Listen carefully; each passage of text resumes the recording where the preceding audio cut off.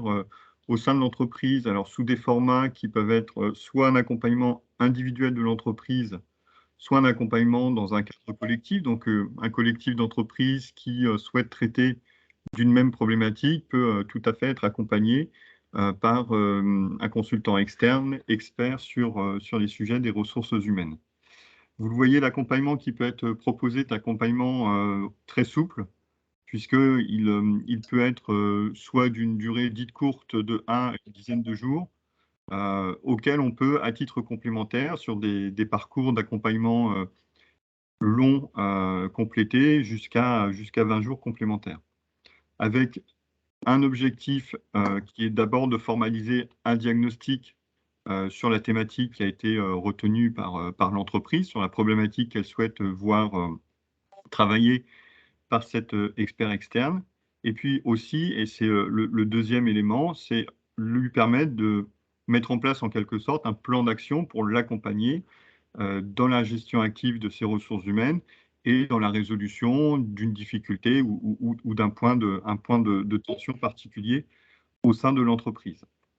Vous le voyez sur la droite, donc les thématiques, quand on dit ressources humaines, les thématiques peuvent être abordées, prises en charge dans le cadre de ce dispositif sont vraiment très larges. Ça passe de la qualité de vie au travail au développement du numérique au sein de l'entreprise et des conséquences, je dirais, sur les ressources humaines, au développement du dialogue social, à l'aide au recrutement ou à la fidélisation des salariés. J'y reviens juste après. On a voulu que ce dispositif soit accessible facilement à l'entreprise. C'est un dispositif qui est cofinancé État-région en Pays de la Loire, ce qui est une spécificité de notre région. On avait souhaité, avec les équipes de la région, de pouvoir rendre lisible un dispositif sur lequel on pouvait communiquer facilement, et Emmanuel y reviendra dans un second temps. Donc, d'un point de vue financier, il est très avantageux, et en termes de capacité pour les entreprises à y accéder, on a souhaité faire en sorte que là aussi, ça soit très facile, puisque on a, pour ce faire, conventionné avec l'ensemble des opérateurs de compétences, hein, les OPCO, donc chaque entreprise est rattachée à un OPCO et en règle générale le connaît. Donc c'est auprès de cet OPCO que l'entreprise va pouvoir se rapprocher pour solliciter la mobilisation de ce dispositif. Charge à l'OPCO, je dirais, à la fois de mettre en place le volet ingénierie financière des cofinancements État-région, éventuellement complété par l'OPCO. Et puis, si l'entreprise ne connaît pas de prestataire externe, de pouvoir l'orienter vers des acteurs qui vont pouvoir l'accompagner au regard de la thématique. Donc l'idée, c'est vraiment que ce dispositif soit simple d'accès pour l'entreprise, et je dirais que toutes les démarches qu'il est nécessaire de mettre en place pour déployer cette prestation puissent être accompagnée, mise en œuvre essentiellement par l'OPCO. L'entreprise, elle reste, elle, sur le sujet elle définit son besoin, et puis ensuite, une fois que le besoin est défini, que le prestataire externe a été trouvé, a été choisi, elle va s'investir dans l'accompagnement, dans le co-accompagnement avec le collectif de l'entreprise et l'expert externe pour pouvoir mener cette démarche à bien. Voilà comment on peut présenter le dispositif prestation conseil en ressources humaines, hein, qui est un dispositif qui existe maintenant depuis 6 ans, mais qui a été réactivé à l'occasion de la crise sanitaire, et qui aujourd'hui est sur un périmètre très ouvert à partir du moment où ça a un impact, finalement, sur les évolutions ou les mutations ont un impact sur les ressources humaines. Elles peuvent être traitées par ces interlocuteurs dans le cadre de la mobilisation de ce dispositif prestation conseil en ressources humaines. À côté de ce dispositif, et à titre complémentaire, comme le disait Jean-Joseph, il y a 2 outils. Alors je dirais, il y a 1+1 en fait. On a souhaité, là aussi, c'est une spécificité des Pays de la Loire, on a souhaité mettre en place, dans le cadre du plan de réduction des tensions de recrutement qui a été présenté à l'automne dernier par le Premier ministre, un dispositif dédié au recrutement et la fidélisation des salariés. Faisant le constat que de plus en plus d'entreprises, dans une majorité de secteurs, rencontrent des difficultés à la fois pour trouver leurs compétences et puis parfois pour fidéliser les salariés qu'ils ont recrutés. On a souhaité mettre en place, sur le modèle du dispositif PCRH, un accompagnement dédié, en quelque sorte packagé pour accompagner les entreprises sur ces 2 thématiques. Et vous le voyez dans la présentation que j'en fais, là, ce dispositif, il est à la fois ciblé sur, ces 2 thématiques et puis il est volontairement limité dans le temps, à une durée de 1 à 2 jours selon qu'on traite l'une ou les 2 thématiques.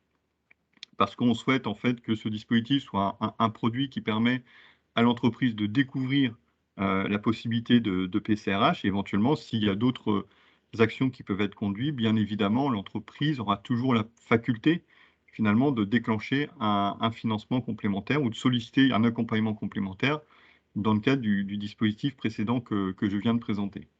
Et puis on a aussi souhaité, encore simplifier, je dirais, l'accès pour l'entreprise à ce dispositif, puisqu'on a mis à disposition un formulaire de demande sur le site internet de l'ADRETS. Donc, avec quelques questions, l'entreprise va compléter ce formulaire et va pouvoir finalement déclencher la mobilisation du dispositif PCRH, plus à partir évidemment du moment où la problématique qu'elle veut voir travailler est une problématique de recrutement ou de fidélisation des salariés. Emmanuel parlera des financements, mais simplement pour indiquer que le dispositif PCRH+, s'insérant dans le dispositif PCRH classique, les conditions de financement sont rigoureusement les mêmes.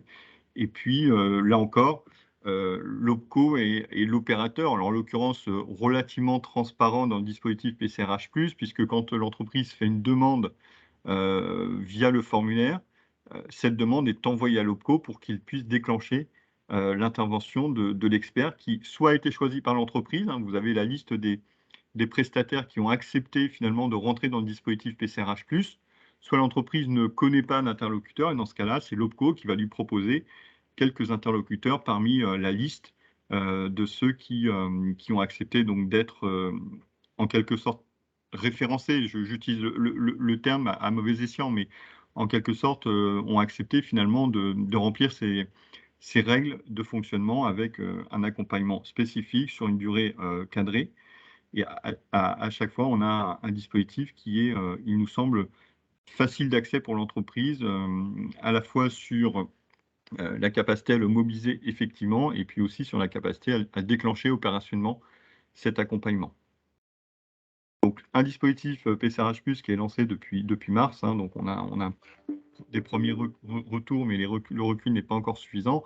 Simplement vous indiquer que sur PCRH classique, depuis la relance du dispositif au printemps 2020, on a près de 580 entreprises qui ont bénéficié à date de ce dispositif en Pays de la Loire.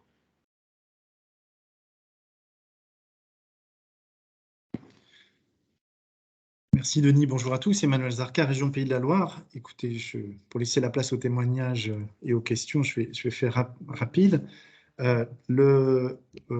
Simplement vous dire que la présidente de la région, Christelle Morancé, et ses vice-présidents, André Martin et Jean-Luc Catanzero, qui sont sur les sujets de l'emploi, dans le cadre de leur mobilisation, ont souhaité pouvoir renforcer cet accompagnement des entreprises sur ces problématiques RH et réduire au maximum les restes à charge pour les PME lorsqu'elles veulent faire appel à un consultant dans le cadre du dispositif PCRH. Et c'est dans ce cadre que nous travaillons avec l'État. Et donc, nous avons doté les 11 OPCO pour l'année 2022 avec une enveloppe d'un peu plus d'1 million d'euros, avec une cible de 527 PME accompagnées. Et donc, comme vous pouvez le voir à l'écran, nous complétons les fonds de l'État pour réduire les restes à charge des PME qui sollicitent le dispositif. Donc, vous voyez là, par exemple, quand l'État met 70%, la région complète à hauteur de 30%. Lorsque l'État a mis 60%, la région a complété à hauteur de 40%. Voilà. Donc, l'objectif de la région, c'est réduire les restes à charge des PME jusqu'à 300 salariés. On a même développé une strate de 251 à 300 salariés où vous voyez, vous avez une prise en charge à hauteur de 50% de la région. Donc, et ainsi unifier nos financements et au travers de l'accompagnement qui est fait par les conseillers de vos OPCO, de vos 11 OPCO, vous permettre d'activer rapidement ce dispositif qui, dans cette période de forte tension de recrutement, où on sait que les enjeux RH sont prépondérants. Merci, messieurs.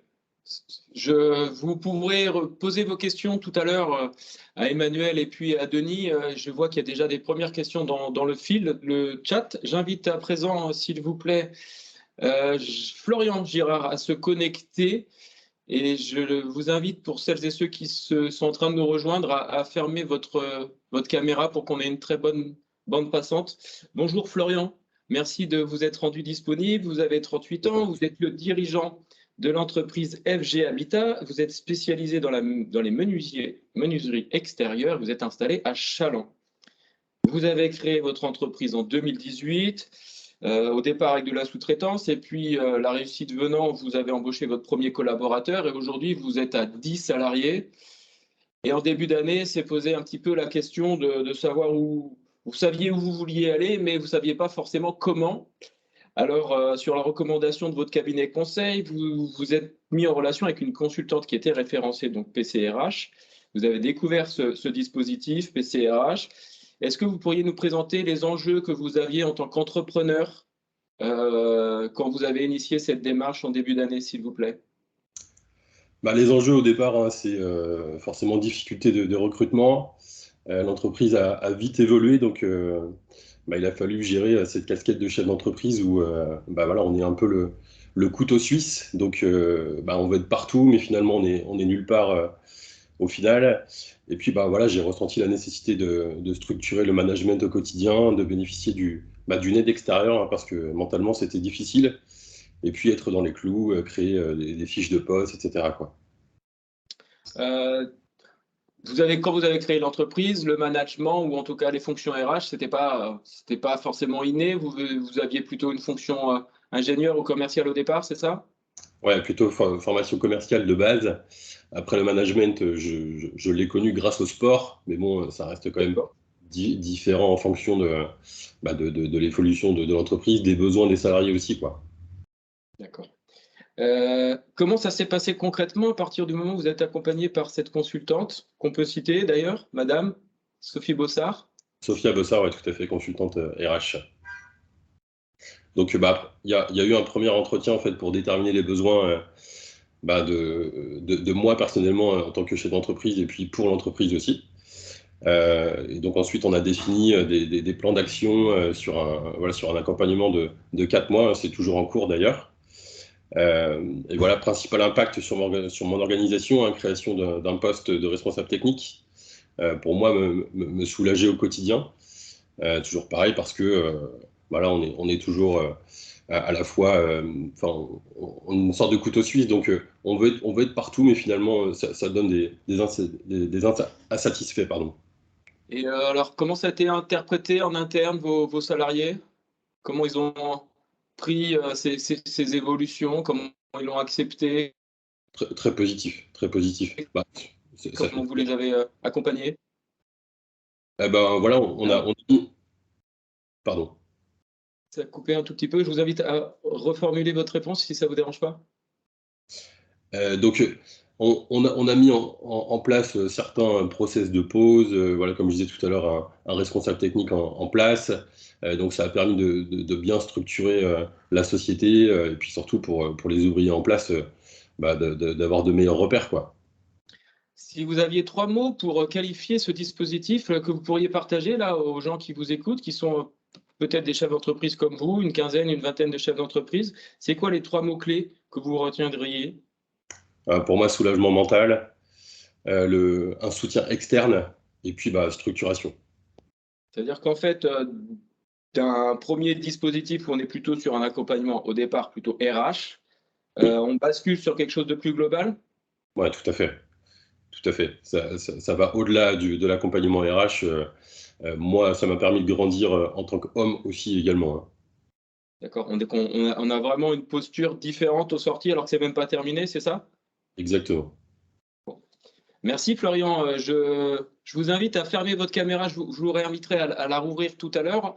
On va maintenant, s'il vous plaît, inviter Madame Céline Pichaudou à nous rejoindre. Alors, une fois n'est pas coutume, on a commencé par le témoignage d'un homme, parce qu'au niveau des entreprises, voilà, Madame Pichaudou est responsable RH de l'entreprise ITF Imprimeur, qui est une entreprise généraliste, enfin un imprimeur généraliste qui a été créé en 1975, qui compte environ une centaine de salariés.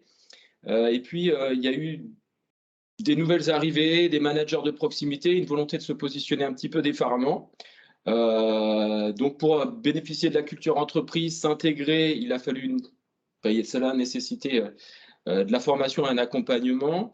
Et puis, avec votre OPCO, vous avez mis en place le fameux dispositif PC RH+, si je ne me trompe pas. Quels étaient les enjeux au départ, Madame Pichaudou, pour votre organisation? Est-ce que vous avez réussi à mettre la vidéo? Alors, vous m'entendez? On vous entend. Ah, alors oui, je suis désolée, vous n'avez pas l'air de me voir. Je dis bonjour à toutes et à tous. On vous entend, allez-y. Donc, excusez-moi.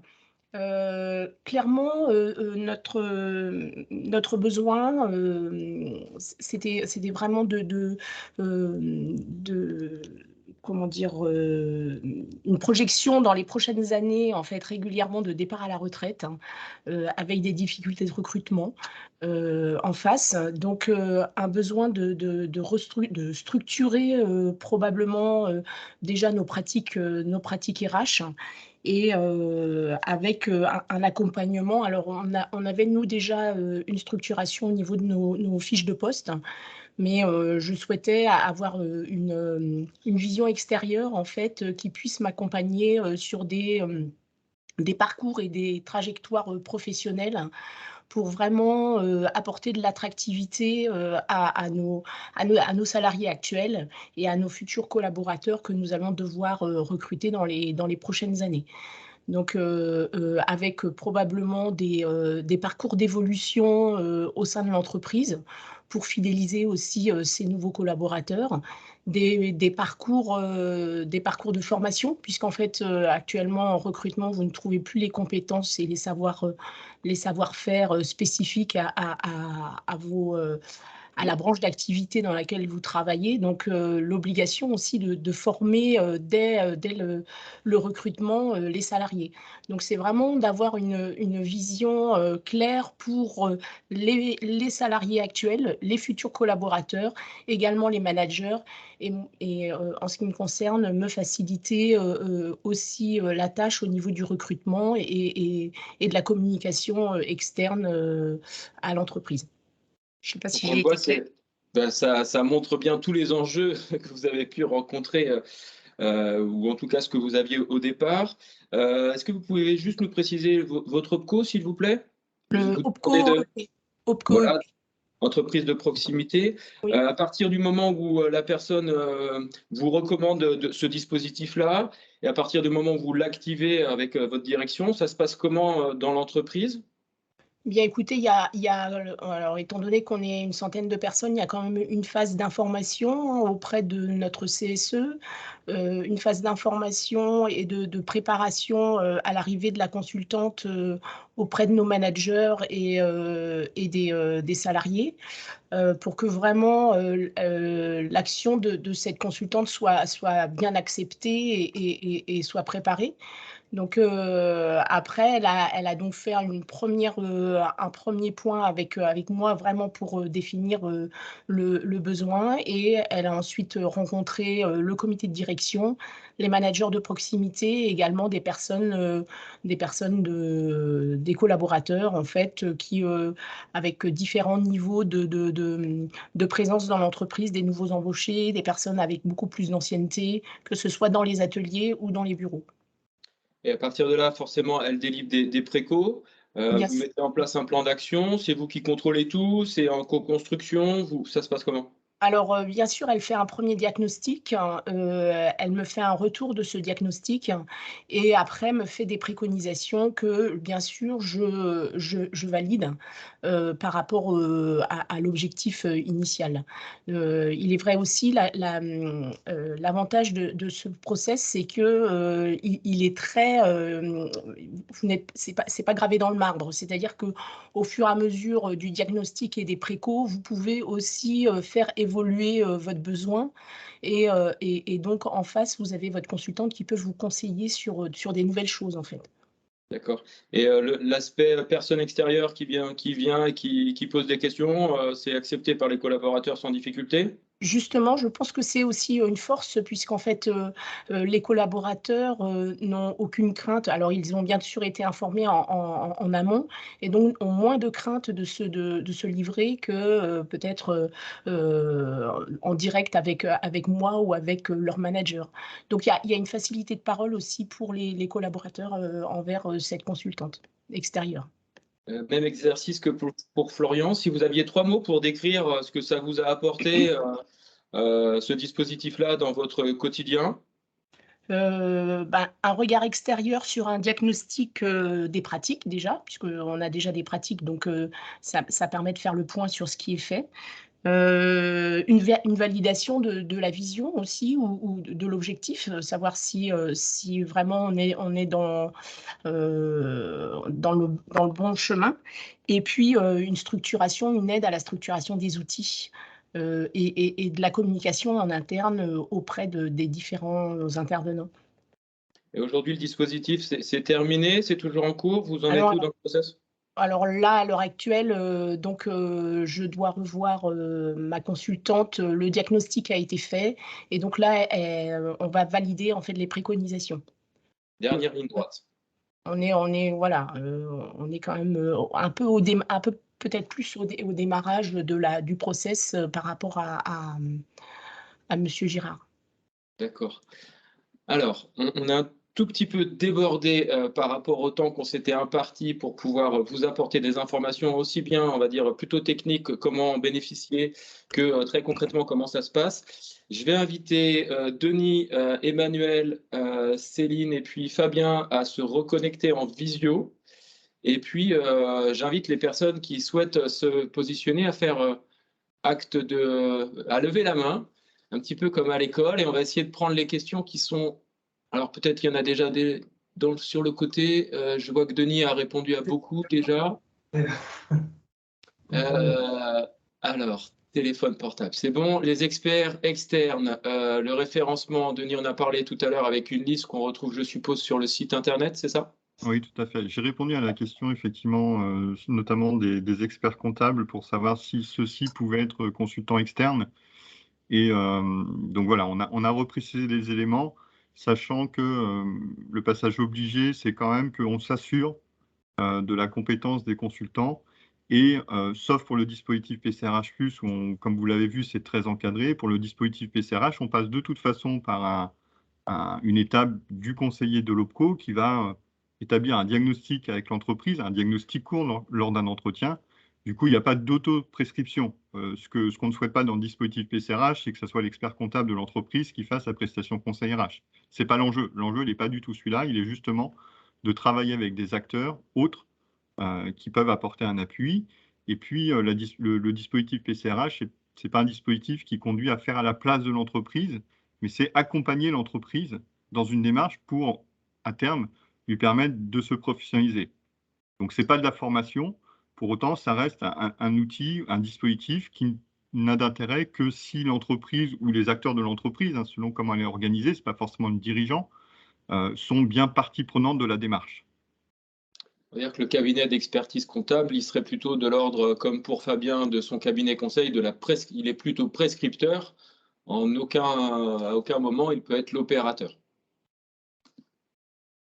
Le cabinet d'expertise, à partir du moment où il peut justifier d'une compétence RH, il peut être en tant que tel expert RH. Par contre, ce qu'on ne souhaite pas, c'est que ce soit le cabinet qui habituellement travaille avec l'entreprise. Donc c'est bien cette logique d'absence d'autoprescription sur lequel on est particulièrement vigilant. Alors, donc je vois que ça a été très bien précisé sur le côté. Les demandes doivent être soumises à l'OPCO. Oui, forcément, parce qu'ils sont destinataires du formulaire qui est validé. Est-ce qu'il y a un temps ils doivent répondre sous une semaine? Il y a un délai imparti? Alors, sur le dispositif PCRH classique, non, mais en règle générale, les OPCO reprennent contact avec l'entreprise dans des délais relativement raisonnables, peut-être 1 ou 2 semaines, je pense, en moyenne.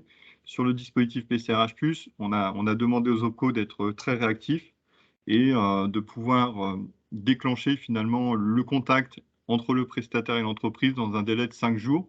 C'est le délai sur lequel se sont engagés les prestataires pour reprendre contact avec l'entreprise. Donc, on a quand même vraiment des délais très courts sur le dispositif permettant l'accompagnement des entreprises sur la thématique fidélisation des salariés et aide au recrutement. Très bien. Alors, on a une question de Madame Cécile Torrent, si je n'écorche pas le nom de famille. Oui, tout à fait. C'est tout à fait ça. Merci. Bonjour à tous. Bonjour. Je voulais rebondir par rapport à l'autoprescription au niveau des cabinets d'expertise comptable.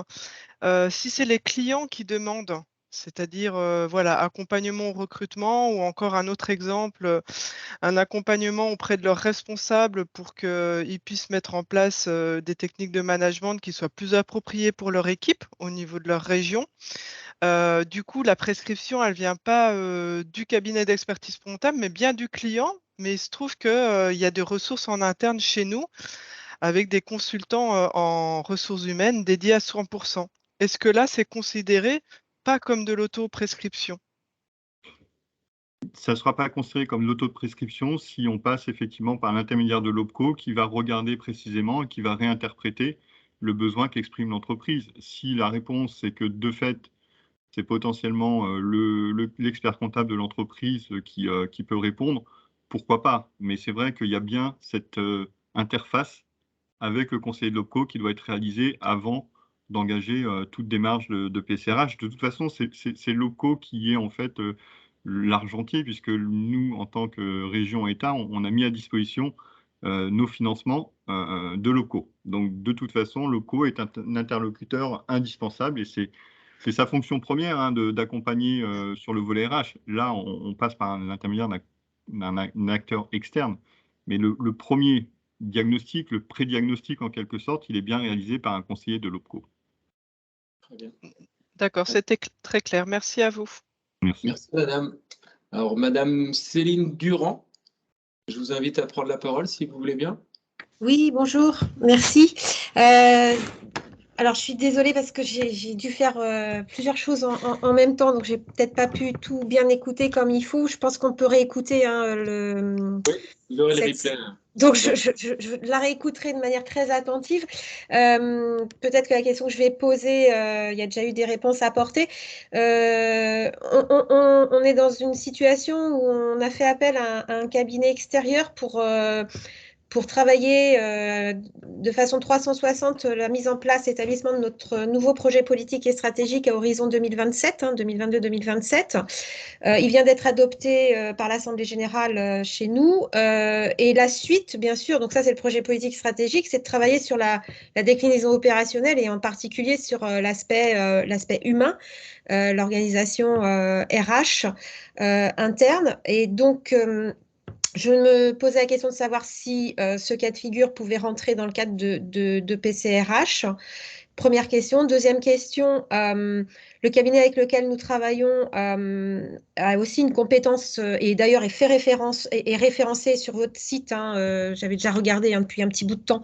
Il fait partie des cabinets sélectionnés de votre côté. Est-ce que ça posera une question si jamais on choisissait ce cabinet de nouveau dans la continuité qu'il a de la connaissance du dossier de l'entreprise? Et puis troisième point, mais je pense que je dois avoir la réponse. Est-ce que on peut, il y a un nombre de jours, je crois, limité.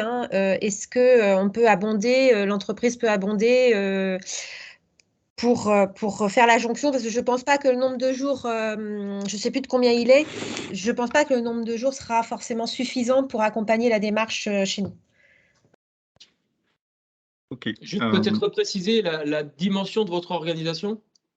Dimension en termes de quoi? De périmètre humain? Nombre de salariés Oui, nombre de salariés, on est à une quinzaine de salariés, sachant qu'on est sur un changement, donc c'est une petite équipe, mais un changement important puisque on a doublé l'équipe en l'espace de 4-5 ans à peu près, et un changement très important du projet politique et du positionnement de notre organisation, et puis un budget aujourd'hui qui est autour de 1 million, 1,2 million. Voilà, une petite entreprise. Alors, il y a beaucoup de questions. J'espère que je n'ai pas oublié pour répondre à tout. Sur la question du cabinet qui peut être accompagné, évidemment, si on a mis en place sur le site de l'adresse une liste de consultants répertoriés, c'est pour permettre aux entreprises, le cas échéant, de regarder, de voir si l'acteur avec lequel ils sont parfois amenés déjà à travailler peut s'inscrire dans cette démarche-là. Donc, il n'y a pas de souci par rapport à ça. Vous repassez par votre OPCO et avec votre OPCO, vous allez définir finalement le périmètre de l'accompagnement que vous allez réaliser. Sur la durée de l'accompagnement, comme je le précisais tout à l'heure, on est plutôt sur des accompagnements. Aujourd'hui, on est un accompagnement classique. Alors, sur les 500, plus de 550 qu'on a déjà réalisés, on est aux alentours de un peu plus de 6 jours d'accompagnement.